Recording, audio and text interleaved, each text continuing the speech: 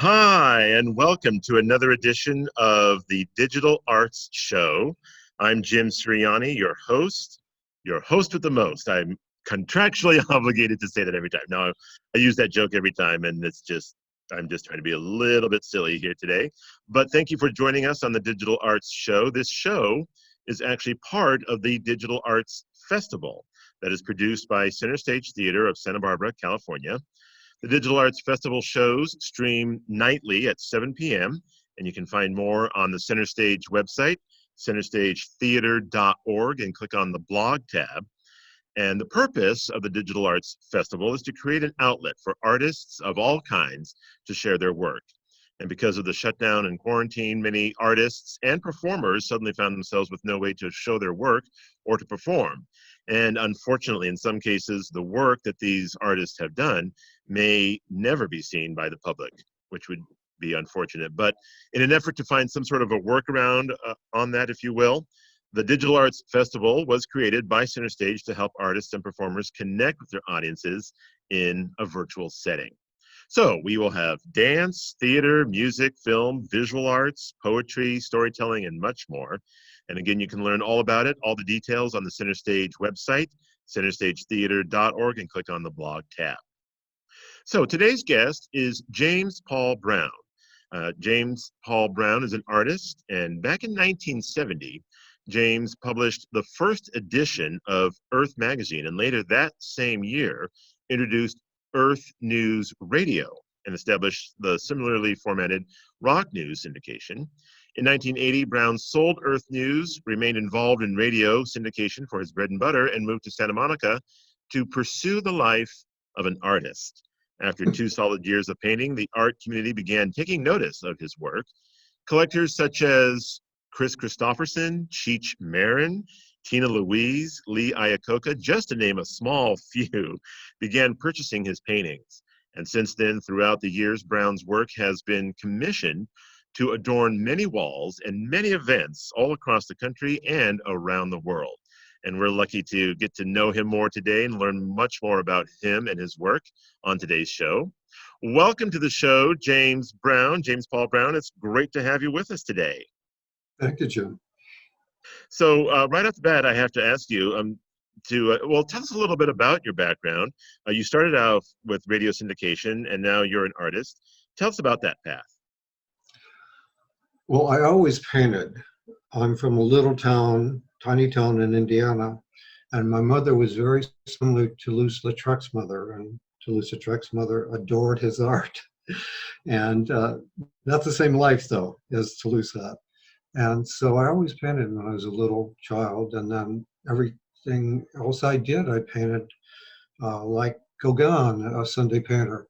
There's an artist down there who's well known called William Wegman, and he dresses as Weimar is up as Cinderella and so forth, and he's in every museum in the world. The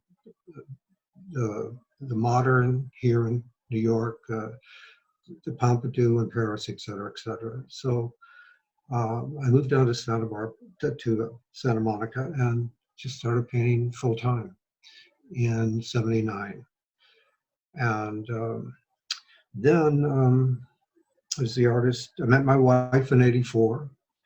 I was the artist for the Olympics with Leroy Neiman and David Hockney. I was sponsored by Pepsi in '84. And I was the artist for an important person, perhaps the most important person in the world for that event. So in '84 was a huge year for me. The Pepsi contact was Michael Aurelio said I'm working for Pepsi. Roger Enrico was the chairman of it at the time. So for 12 years, I painted events for Pepsi.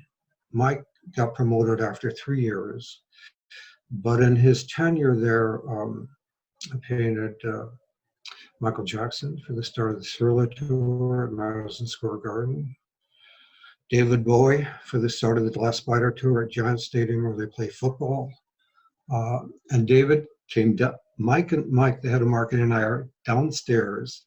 I think at that stadium You can get 78,000 into Giant Stadium. So, and Mike and I were looking at the painting. He had one black, did you know, Jimmy, had one black eye and one gold eye?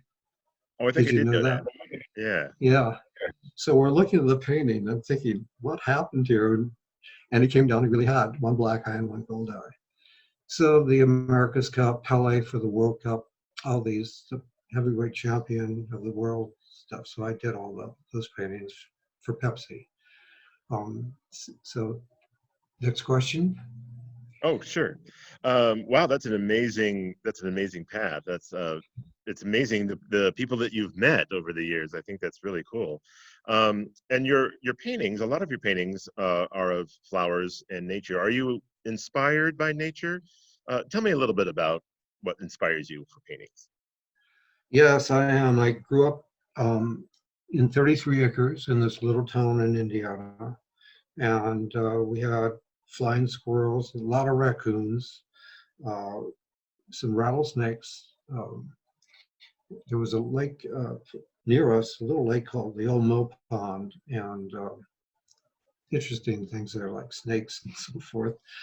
And yeah, I had a Shetland pony. I would ride a.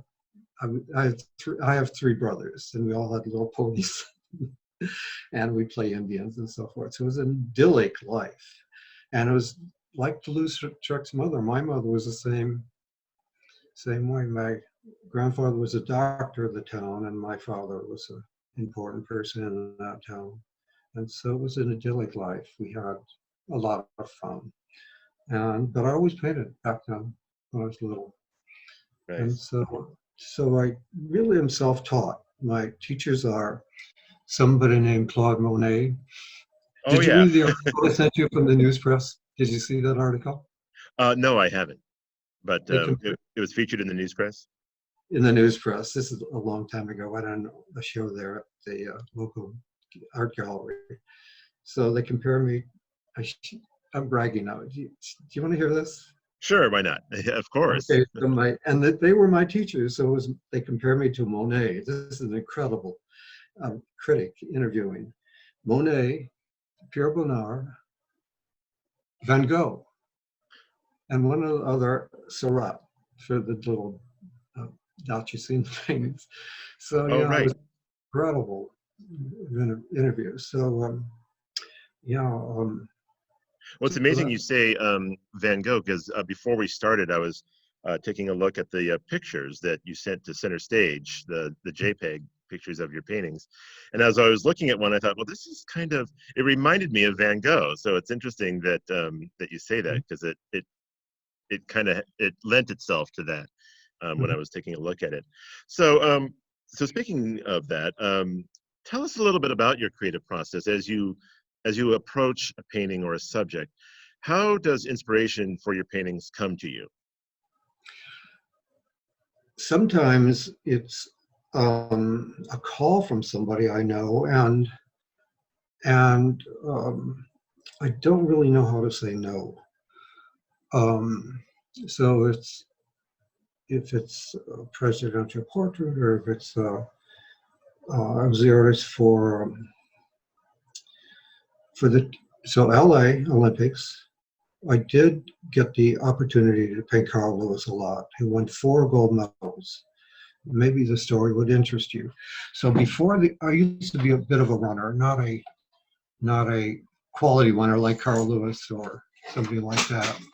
And but so the Joe Douglas, who's head of the Santa Monica Track Club, had 40 world-class runners. Carl Lewis, Johnny Gray, some incredible people too, sweethearts. So the day before the Olympics in '84, Carl Lewis, Joe Douglas, and Carl's mom and dad and I were in Children's Hospital. So as you go in Children's Hospital, I was the artist for it. So there's a painting as you go in the front of Children's Hospital. My paintings of fairies and goblins and little childlike things. And so Carl and I had done a print for the Olympics, a lithograph. And I had already signed it. And I think they had about 50 of them for the children who were having um, um, issues, shall we say. And they went crazy for Carl. Now, Carl was supposed to do a media event because everybody knew he was going to win a lot of gold medals. And so the last kid we saw, the doctor said he's not going to make it. And I don't know, he never got out of bed, so he's probably 3, 4 feet tall. I can't remember, it's been a while. And so Carl's mom starts crying. And Joe, Mr. Macho, Joe Doug was the coach, who's wonderful. Joe's starting to lose it. And I'm thinking, how is Carl going to compete? You know, you got to do qualifications before the races the next day and so forth. And he won 4 gold medals. It's amazing. And I raced him at the Santa Monica College Track Club. And I just had a race with a young man today. I'm extremely old now. And this I think he was 24, and he was a runner, wonderful runner in college. And so I challenged him to do a race. And Jim, it was not a pretty picture either just like Carl Lewis, he was just gone. What inspires me? What I do, like Dvorak's cello concerto or Maria Callas hitting the high C at La Scala, or whatever. I take a walk every morning and compose, not the concert, but the painting. So if somebody calls me the day before, I try and figure it out, and then I walk, hopefully early in the morning where you can think. And I know almost everybody on that walk because I've been doing it a long, long time. And so that's how I compose and so forth. And then I think of all my professors, which are Monet and Van Gogh and Bonnard, and think, what would they do? And so I sort of take the colors they use or what I'm thinking that, and then just start. I did try and paint with music in the past because I had all these radio shows. One country radio show back then where we do get a country star like Garth Brooks or Clint Black and go live satellite with them to country stations. We use the Whiskey A Go-Go for classic rock stations, so the Byrds and all these famous people for radio. But that inspires me too when I listen to Pavarotti sing Nessun Dorma or stuff like that. So I always like Siegfried Isle, I paint with, and beautiful Lark Ascending by Ray Vaughan Williams and stuff. I did a show with Jim Schweda from the classical station, who's on the air a lot. And we did a classical show with him, live satellite from New York at the Lincoln Center. And one time I picked up, and this is a great story. One time I picked up Placido Domingo in a limo, took him over to Lincoln Center. There was nobody there at Lincoln Center. We get out of the limo, there were like 100 people mobbing him. He's like a superstar, and where did they come from? So that was, I've had some incredible experiences with that. Beverly Sills, she had a Central Park South. We parked a satellite truck outside her apartment and did her live satellite, all over the world. So we did a radio show, by the way. It was called The Jockey Sports Brief, brought to you by Jockey Underwear. Oh, that's funny. But I get all these commissions, and I was pretty excited about LA Olympics, Torino Olympics, and for the International Swimming Hall of Fame. It's international, not just Mike Phelps and Kate Ledecky. And so I was the artist for the last Olympics in Rio for them. And so we had 3 photographers down there and send me photographs. So I have Katie Ledecky, and Michael Phelps and so forth, winning all the races. And so I've got those. And I'm in the Hall of Fame because in '84, there's a wall down there with Leo Ranima has half, I have the other half. And so I went down there and, helped with that too. But that inspires me, music and people. Actually. Nice, very nice. Go ahead. Any other thoughts on your end, Jim?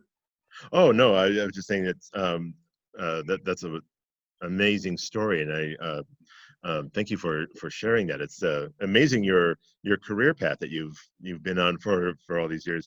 But before I forget, I want to give everybody your website out if they want to find out more about you.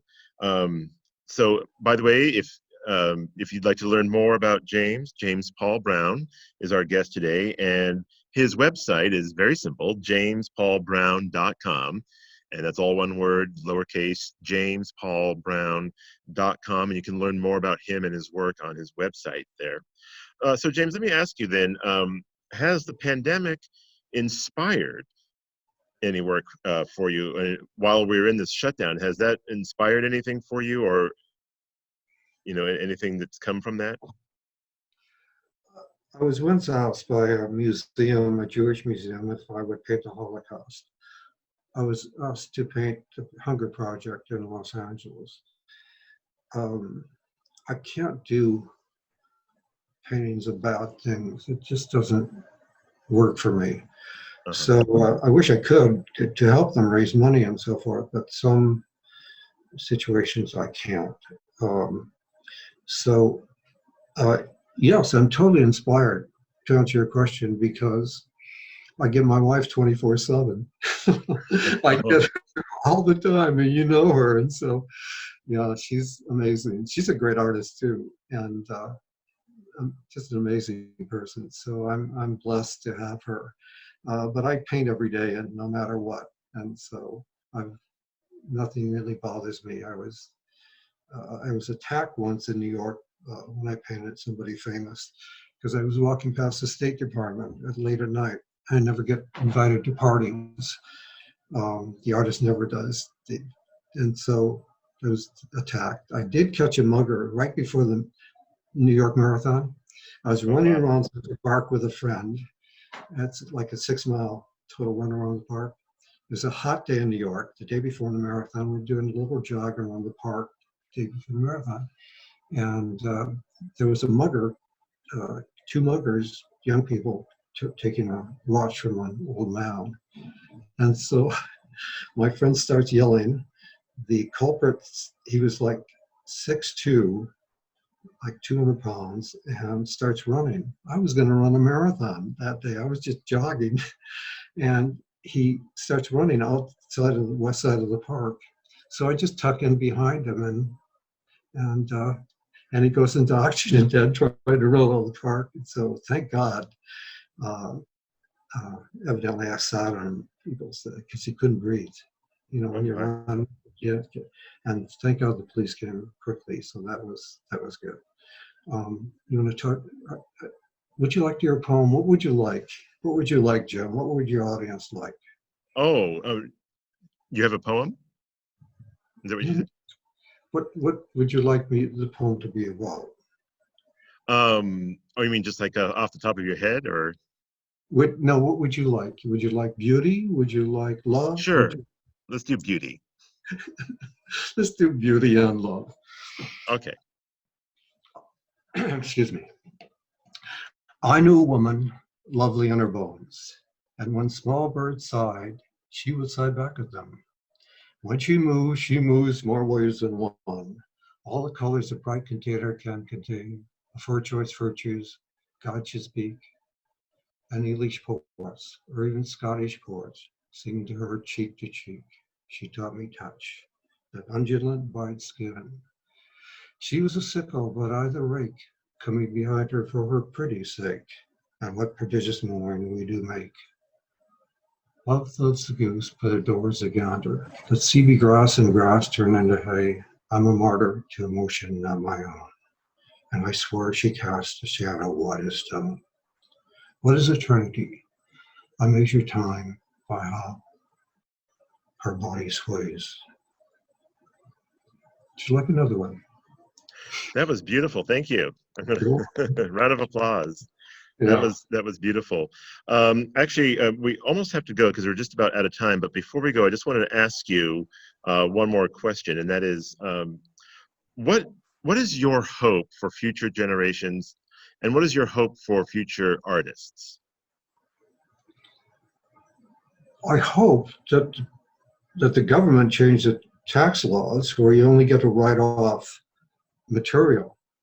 The artist, that's all you do. When you do charities, you get to write off minimal stuff.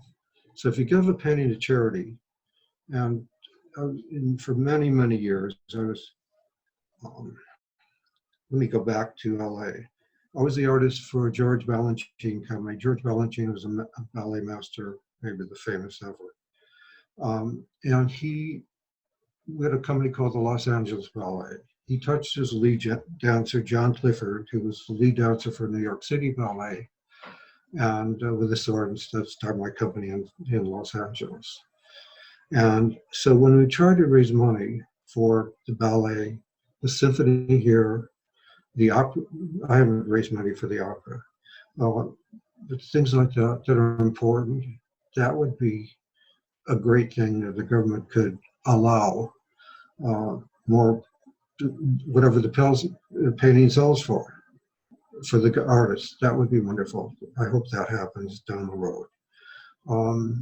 Just stay at it. If you're a young artist, just stay at it. Every artist is great. If you're the great artists are children. We have 2 children next to us, and they are terrific artists. I think one is 4, one is 6. And it's not complicated. Their art is like Andy Warhol's friend. So just stay on it. Don't get discouraged. Nice. I like that. And I wish we could talk more about art. I could talk to you all day about art and radio and your wonderful career, but unfortunately we're just about out of time. But before we go, I just want to make sure everyone has your information. And again, our guest today is James Paul Brown, and you can learn more on his website. And his website is simply jamespaulbrown.com. Of course, it's all one word, jamespaulbrown.com. You can learn more about his work on his website there. And to learn more about Center Stage, you can go to their website, centerstagetheater.org. That's Center Stage Theater, theater spelled E-R, by the way, centerstagetheater.org. And to learn more about the Digital Arts Festival, just click on the blog tab on the main page there, and then it'll take you to the Center Stage blog as well for the Digital Arts Festival. And if you want to learn more about what I'm up to, you can check me out on social media, Jim on the Air on Facebook, at Jim on the Air on Instagram. And my podcasts can be found on Spotify and Anchor.fm, Jim on the Air as well. And I just want to thank you, James, for taking time out of your day to join us today, and continued success with your work. And thanks again for joining us today. You're welcome, Jim. All right. And bye for now, everybody. Thanks so much for watching.